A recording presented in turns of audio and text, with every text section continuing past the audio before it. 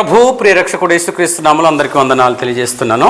మరి ఈరోజు ఉదయకాల సమయంలో మనం వాక్యం నేర్చుకుందాం. ప్రభు యొక్క వాక్యము సజీవమైనది. ఆ వాక్యము మాకు ఆధారం ఇస్తుంది. ఆ వాక్యం మాకు మేలు చేస్తుంది. ఆ వాక్యం మాకు ఓదార్పునిస్తుంది. ఆ వాక్యం మనకు సరైన బాటలో నడిపిస్తుంది. కాబట్టి వాక్య భాగం గలక ముందు చిన్న ప్రార్థన చేద్దాం. పరమ తండ్రి, పరిశుద్ధుడా, ప్రేమగల తండ్రి, మీకు వందనాలు చెల్లిస్తున్నాం ప్రభువా. సర్వశక్తిమంతుడా, నీతిగల ప్రభువా, న్యాయాధిపతి తండ్రి, మీకు వందనాలు ప్రభువా. అయ్యా, నీ వాక్యం అవునంటే అవును, కాదంటే కాదు ప్రభువా. తండ్రి, నీ వాక్యము మేము నేర్చుకుంటుండగా ప్రభా, బలమైన అయ్యా ప్రభా, నీ వాక్కు మాలో ప్రభా దయచేయండి ప్రభా. మాకు వినగలిగే అయ్యా వినికిడి మాకు ఇవ్వండి. గ్రహించే మంచి మనస్సు నాకు అందరికీ దయచేయమని యేసుక్రీస్తు నామములో ప్రార్థిస్తున్నాను తండ్రి. ఆమేన్, ఆమేన్. దేవునికి స్తోత్రం కలుగును గాక. లోకం ఆల్రెడీ చెడిపోయింది. ఈ లోకము ఆల్రెడీ చెడిపోయింది. ఈ లోకం ఆల్రెడీ భ్రష్టత్వముకు వెళ్ళిపోయింది. ఈ భ్రష్టత్వమైనటువంటి లోకం నుండి, ఈ చెడిపోయినటువంటి లోకం నుండి, ఈ పాపములో ఉన్నటువంటి లోకం నుండి దేవుడు యేసుక్రీస్తు ప్రభువారు, మరి పరమ తండ్రిని దేవుడు తన ప్రియకుమారుడు యేసుక్రీస్తు వారిని భూలోకంలో పంపించి మనకు ఒక ప్రతి స్థలంలో నడిపించడానికి తన ప్రాణం మన కోసము ఇచ్చి ఉన్నారు. యేసుక్రీస్తు వారు తన రక్తము మన కోసము కార్చి ఉన్నారు, మన కోసం. ఎందుకంటే అందుకు లోకం నుంచి మనకు ఒక ప్రత్యేకమైన స్థానం ఇచ్చాడు అనమాట. లోకం నుంచి ప్రత్యేకంగా మనం నిలబెట్టి ఉన్నాడు. ఆమేన్. ఏంటి, దేవుడు లోకం నుంచి మనకు ఒక ప్రత్యేకమైన స్థానం నిలబెట్టాడు. అందుకే చదవండి, లేవియా కాండము 20:20 ఇలా రాయబడి ఉంది, మీరు నాకు పరిశుద్ధులై ఉండవలెను. ఏమన్నాడండి? మీరు నాకు పరిశుద్ధులై ఉండవలెను. మన లోకంలో కలిసిపోయి, లోకంతో కలిసిపోయి, లోక పాపము, ఎస్, లోకంలో పాపం ఉంది. కానీ ఈ పాపం గల లోకంలో మనం ఉన్నాం. కానీ పాపం మనలోకి రాకుండా మనం చూసుకోవాలి. ఏంటంటే పాపము మనలోకి రాకుండా మనము చూసుకోవాలి. త్రాగుడు లోకంలో ఉంది, కానీ త్రాగుడు మనలోకి రాకుండా మనం చూసుకోవాలి. అందుకే మీరు పరిశుద్ధులై ఉండండి అన్నాడు. ఏమనండి? మీరు నాకు పరిశుద్ధులై ఉండవలెను. యెహోవాను నేను పరిశుద్ధుడను. యెహోవాను నేను పరిశుద్ధుడను. దేవునికి స్తోత్రం కలుగును గాక. దేవుడు ఎలాంటి వాడట అండి? ఏంటి, దేవుడు ఎలాంటి వాడట? పరిశుద్ధుడు. ఉన్నాయి, పరిశుద్ధుడు. అందుకే ఆయన నమ్ముకున్నటువంటి మనమందరం కూడా, ప్రజలైనటువంటి వారు, ప్రేమల వాళ్ళారా, మనం కూడా పరిశుద్ధులై ఉండాలి అన్నాడు. చదవండి, చూడండి, యెహోవాను నేను పరిశుద్ధుడను, మీరు నావారై ఉండినట్లు. ఏంటి? మీరు నావారై ఉండునట్లు దేవుడు అంటున్నాడు కదా. మీరు నావారై ఉండునట్లు. ఏంటి? మీరు నావారై ఉన్నట్లు అన్యజనుల నుండి మిమ్మును వేరుపరిచితిని. అన్యజనులలో నుండి మిమ్ములను వేరుపరిచితిని. దేవునికి స్తోత్రం కలుగును గాక. మనం వేరుగా ఉండాలంట. మన మాటలు వేరుగా ఉండాలి, మన అలవాట్లు వేరుగా ఉండాలి, మన ఆలోచన వేరుగా ఉండాలి, మన క్రియలు వేరుగా ఉండాలట. స్తోత్రం కలుగును గాక. ఏంటి? అన్యజనుల నుండి మిమ్మును వేరు పరిచితిని. సపరేట్ అట. ఏంటి? మనకు సపరేట్ చేసిరట. స్తోత్రం కలుగును గాక. మనం వారితో పాటు కలిసి ఉండడం మంచిదే, కానీ వారు నానా రకాలమైన, నానా విధములైన క్రియలు చేస్తూ ఉంటారే, ఆ క్రియలు మనలో రానివ్వకుండా చూసుకోవాలి. ఆ పనులు మనం చేయకుండా చూసుకోవాలి. ఆమేన్. చాలా ఉన్నాయి. ఏంటి? చాలా ఉన్నాయి. ఈరోజు దేవుని నమ్ముకున్న ప్రతి ఒక్కరు మరి కోడి పందులు కనిపించట్లేదా? పేక బస్సులు కనిపించట్లేదా? సినిమా హాల్లో కనిపించట్లేదా? ఏంటి? మరి దేవుడు అంటాడు కదా, నిన్ను లేదా మిమ్ములను నేను అన్య జనులలో నుండి ప్రత్యేకపరిచి ఉన్నాను, సపరేట్ చేసి ఉన్నాను. ఆమేన్. ఎందుకండి? ఇప్పుడు తెల్లటి రాయి పిక్కెలు తెల్లటి బియ్యంలో ఉంటుందా?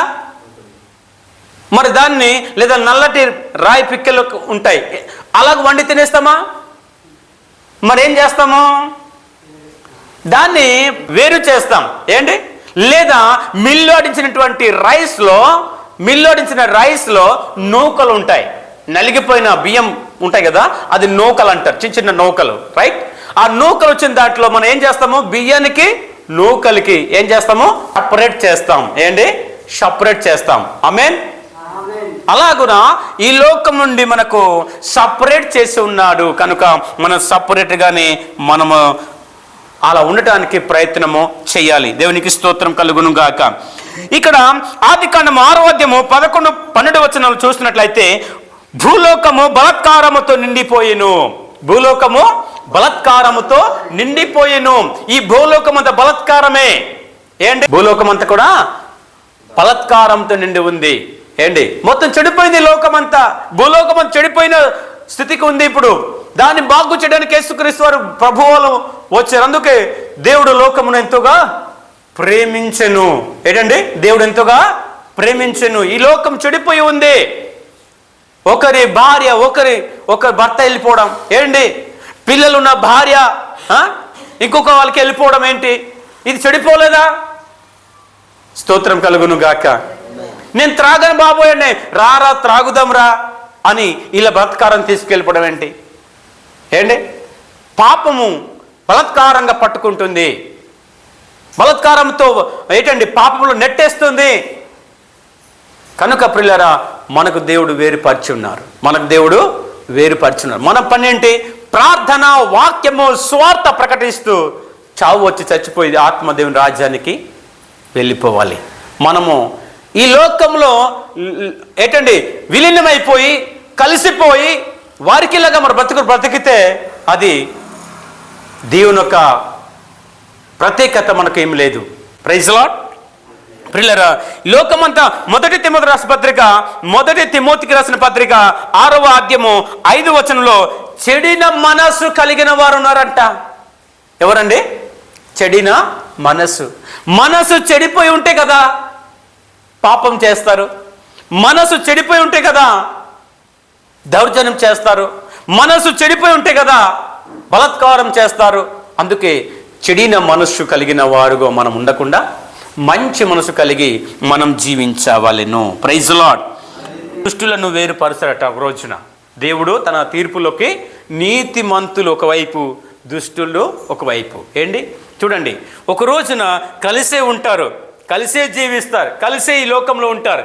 కానీ ఒక రోజున దేవుని తీర్పు వస్తుంది, జడ్జిమెంట్ రాబోతుంది. అదేంటంటే నీతిమంతులలో నుండి దుష్టులు ఉంటారు కదా, ఆ దుష్టులను వేరుపరుస్తారట, నీతిమంతులకు వేరుపరుస్తారట. కనుక మనము దుష్టుల గుంపులో ఉంటామా, నీతిమంతుల గుంపులో ఉంటామా? డిసైడ్ ఇక్కడ చేసుకోవాలి. అందుకు చవక ముందే ఇక్కడ మనం డిసైడ్ చేసుకోవాలి. దేవునికి స్తోత్రం కలుగును గాక.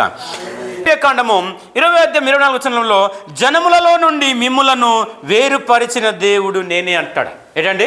జనములలో నుండి వేరుపరిచిన దేవుడు నేనే అంటాడు.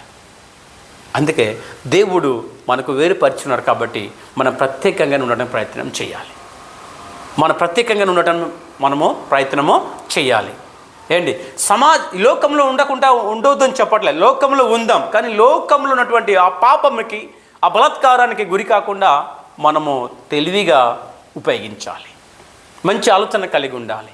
అది చేయుట వలన, అలా జరిగించుట వలన నాకు ఏమైనా నష్టం ఉందా? ఉంది. ఆమేన్. ప్రియ దేవుని బిడ్డలారా, ప్రత్యేకంగా ఉన్నట్లారా. అందుకే ఈ భూలోకం చెడిపోయింది. ఈ లోకంలో 70 లేదా 80 సంవత్సరాలు జీవించుతున్న ఈ ఎంతకాలంలో కొద్దిగా ప్రత్యేకంగా ఉండటానికి ప్రయత్నము చేద్దాం. అట్టి కృప దేవుడు దయచేయాలని కోరుకుంటూ ఈ మాటలు ముగిస్తున్నాం. దేవుడు దీవించును గాక. ఆమేన్, ఆమేన్, ఆమేన్.